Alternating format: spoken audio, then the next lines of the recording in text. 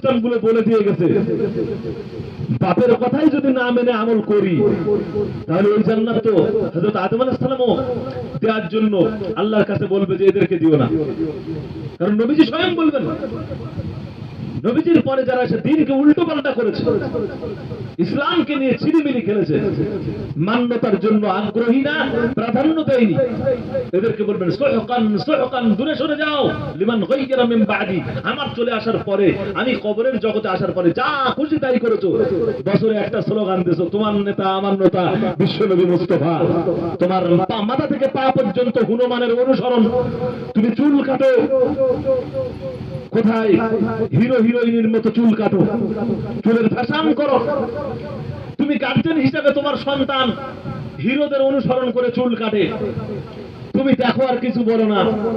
আহারে আমার কলিজার টুকরা সন্তান, কিছু বললে আমার বাপটা বড় রাগ করবে। আল্লাহ বলবে তোর বাপ শুদ্ধ, তোর সন্তান মারা কা বাপ শুদ্ধ, তুই দুজনেরই পড়া ভাই, কি হবে অবস্থা? সেই জন্য মাথা থেকে পা পর্যন্ত তোমার আল্লাহ এবং তার রাসূলের অনুসরণ নাই, সব জায়গায় নাফরমান। বিয়ে বাড়িতে,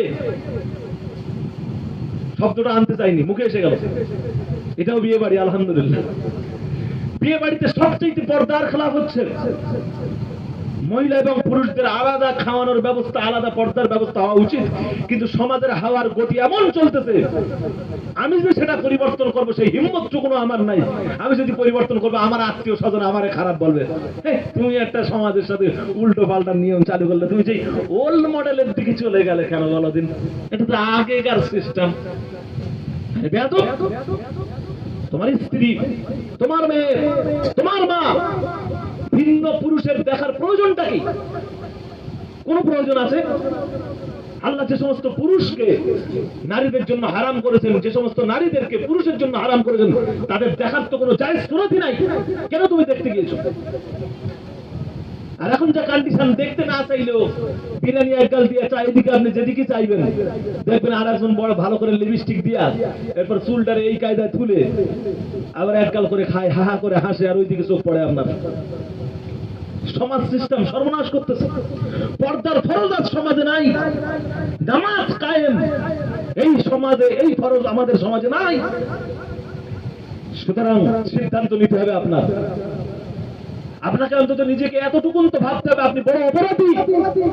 রাতের গহীনে গোপন সাথে আল্লাহর কাছে ক্ষমা চান, পরিবর্তন করার নিজেকে চেষ্টা করুন। আমার কথা খুব রাগ করতেছেন, একটু বিরক্ত লাগতেছে, কথাগুলো খুব যুক্তির বাইরে বলতেছি, সমাজের এই অবস্থা ঘটতেছে না? সুতরাং অন্তত যতটুকু নাই পারি ভেতরে যদি মেনে নেওয়ার মতন সিফাত না হয়, তাহলে তো সর্বনাশ হয়ে যাবে। প্রিয় ভাইয়েরা আমার,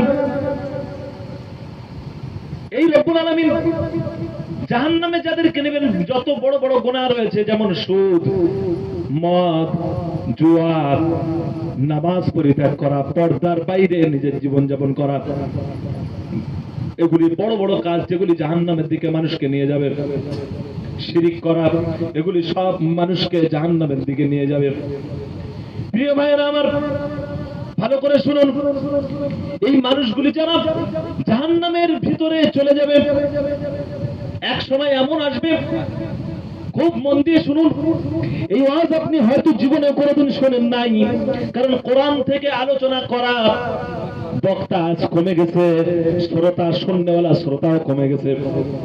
সরাসরি যদি কোরআন থেকে আয়াতের তাফসীর হয়, কি বলতেছে এগুলো বুঝি না, শয়তান বলে এই ওয়াজ তুই বুঝবি নি, খবরদার। একটা পাগলামো ঘটনা ধরতে বল, কোন পচা বইতে লেখা আছে তার সত্য কিনা মিথ্যা কিনা ওর কোনো গ্যারান্টি নেই। ঘটনা তো বানিয়ে মানুষ মিথ্যা করেও বলতে পারে। সেই সব জিনিসগুলো শোনা, আর এরা হা হা করে কাঁদে, আহা কি ওলির ঘটনা ধরেছে গো।